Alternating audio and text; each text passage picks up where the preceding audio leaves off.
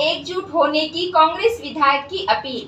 कांग्रेस के एक विधायक आरिफ मसूद ने कहा कि शरीयत से बढ़कर कुछ नहीं, पार्टी भी नहीं है। आरिफ मसूद साहब ने मुसलमान को एकजुट होने की अपील की है। आरिफ मसूद ये लोकतांत्रिक प्रक्रिया से चुनकर विधानसभा तक पहुंचे, लेकिन शरीयत पर भरोसा है। मध्य प्रदेश से कांग्रेस विधायक आरिफ मसूद के इसी बयान को लेकर सियासत में बखेड़ा खड़ा हो चुका है।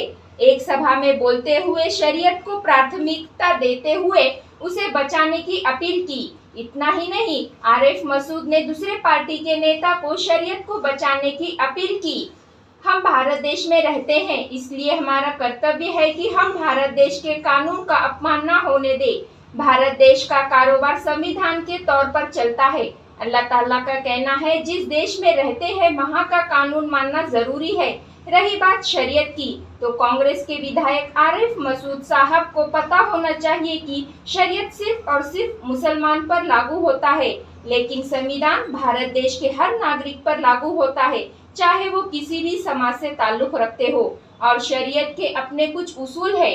हाल ही में महाराष्ट्र राज्य के विधानसभा के इलेक्शन हो चुके हैं। इलेक्शन से पहले प्रचार के दौरान जब प्रसिद्ध मौलाना सज्जाद नोमानी साहब इन्होंने खास तौर से मुस्लिम समाज से मुखातिब होते हुए कहा कि मुसलमानों भारतीय जनता पार्टी के किसी भी कैंडिडेट को वोट नहीं देना चाहिए। उनके बयान का असर ये हुआ कि महाराष्ट्र में भारतीय जनता पार्टी की सत्ता आ चुकी है।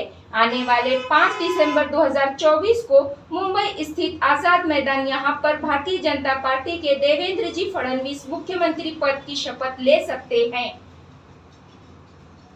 मुस्लिम लीडरों और मुस्लिम मौलवियों ने ऐसे बयानों से बचने की सख्त जरूरत है।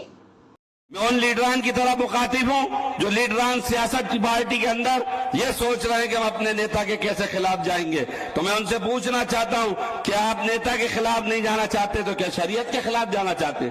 मैं कहना चाहता हूं उन तमाम पार्टियों को, चाहे आंध्र प्रदेश के हो चाहे बिहार के हो, उठो और खड़े हो और शरीयत बचाने के लिए फैसला लो। नहीं तो अब वो तय करें कि ये देश संविधान से चलेगा।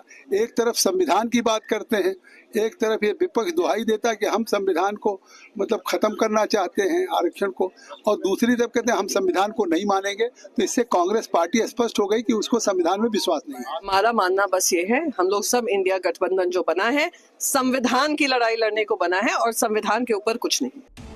शरीयत वाले बयान पर हिंदू धर्मगुरु कालीचरण महाराज ने कहा है कि आरिफ मसूद की जो सोच है कांग्रेस भी वही सोच रखती है। कांग्रेस की घोषणा है कि वो इस्लामिक पार्टी है, मुसलमानों के फेवर की पार्टी है। उन्होंने खुद बोली ही रखा है, तो उनके तो प्लान है ही ना।